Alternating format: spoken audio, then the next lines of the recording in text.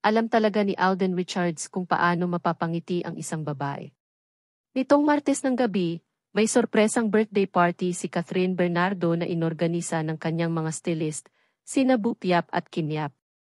Sa Instagram stories, ibinahagi ni Boop ang isang video kung saan ginawa ni Alden ang isang malaking entrance na dala ang isang bouquet ng mga pulang rosas at isang regalo mula sa French luxury house na Baccarat para kay Kat. Sa video, ang aktres ng Hello, Love, Goodbye ay lubos na nagulat na makita si Alden sa lugar bago pumunta sa kanya upang tanggapin ang mga bulaklak at regalo.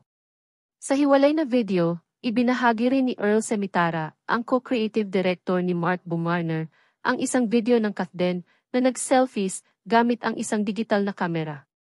Pagkatapos, kinuhanan sila ng kanilang mga kaibigan ng kanilang litrato kung saan makikita ang on-screen love team na sobrang malapit sa isa't isa.